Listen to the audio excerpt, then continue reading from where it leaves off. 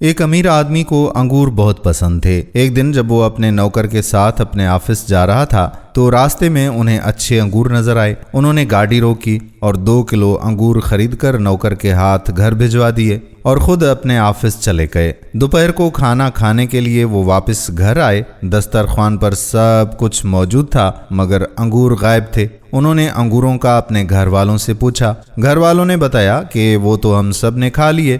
یہ بات سن کر اس امیر آدمی کو ایک دم جھٹکا لگا۔ اس کے بعد وہ امیر آدمی فوراً دسترخوان سے اٹھا، اپنی تجوری کھولی، نوٹوں کی بہت سی گٹھیاں نکال کر بیگ میں ڈال کر گھر سے باہر نکل گیا۔ اس امیر آدمی نے اپنے کچھ ملازم بھی بلوا لیے۔ پہلے وہ ایک پراپرٹی ڈیلر والے کے پاس گیا، کئی پلاٹوں میں سے ایک پلاٹ کو منتخب کر لیا، فوراً اس کی قیمت بھی ادا کر دی۔ پھر ٹھیکیدار اور انجینئر کو بلا لیا، جگہ کا عارضی نقشہ بنوا کر ٹھیکیدار کو مسجد کی تعمیر کے لیے کافی رقم دے دی اور کہا کہ 2 گھنٹے میں کھدائی شروع ہونی چاہیے۔ وہ یہ سب کام اس طرح تیزی سے کر رہے تھے جیسے آج مغرب کی اذان تک ان کی زندگی باقی ہو۔ ان کاموں میں ہفتے اور مہینے لگ جایا کرتے ہیں، مگر جب دل میں اخلاص کی قوت ہو اور ہاتھ کنجوسی سے آزاد ہوں تو مہینوں کے کام منٹوں میں ہی ہو جاتے ہیں۔ یہی صورتحال اس امیر آدمی کے ساتھ بھی ہوئی۔ اخلاص اور شوق کی طاقت نے چند گھنٹوں میں سارے کام کرا دیے۔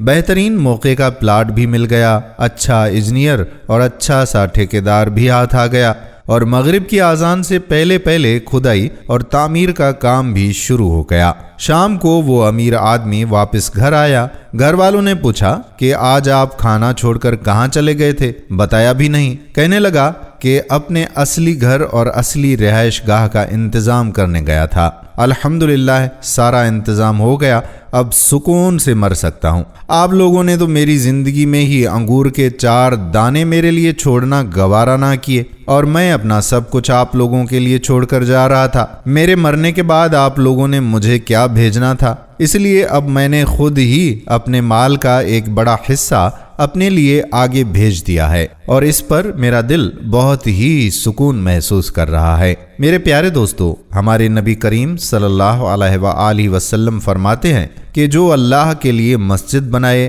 اللہ اس کے لیے جنت میں گھر بنا دیتا ہے۔ دیکھنا یہ ہے کہ دنیا میں تو ہم نے اپنا گھر بنا لیا ہے، کیا ہم نے جنت میں گھر بنانے کی تیاری کر لی ہے؟ دوستو، ہو سکے تو ایک مسجد بنائیے، مسجد نہ بنا سکیں تو مسجد میں حصہ ملائیے، کیونکہ ہم رہیں یا نہ رہیں قیامت تک سجدے ہوتے رہیں گے انشاءاللہ۔ قبر میں بھی ثواب کے تحفے ہمیں ملتے رہیں گے۔ ہم میں سے جن کے والدین اس دنیا سے چلے گئے ہیں تو ان کو بہترین تحفہ دیجیے، ان کے نام کی مسجد بنائیے یا ان کے نام کا کچھ حصہ مسجد میں ملا دیجیے۔ انشاءاللہ ہر روز مرحومین کو قبر میں ثواب کا تحفہ ملتا رہے گا۔ اس پوری کہانی نے ہمیں بہت کچھ سوچنے پر مجبور کر دیا۔ اس وجہ سے ہم نے یہ ویڈیو بنائی ہے تاکہ آپ لوگوں تک یہ پیغام پہنچا سکیں۔ ہم امید کرتے ہیں کہ یہ ویڈیو آپ کو ضرور پسند آئی ہوگی اور اپنے دوستوں کے ساتھ اسے شیئر بھی کریں گے۔ اگر آپ نے ہمارے پیج قصہ گاہ کو فالو نہیں کیا تو پلیز فالو ضرور کر دیں تاکہ ایسی ہی مزید معلوماتی ویڈیوز آپ تک پہنچتی رہیں۔ آنے والی ویڈیو تک اپنے میزبان قادر بخش کلہوڑو کو اجازت دیجیے۔ اللہ حافظ۔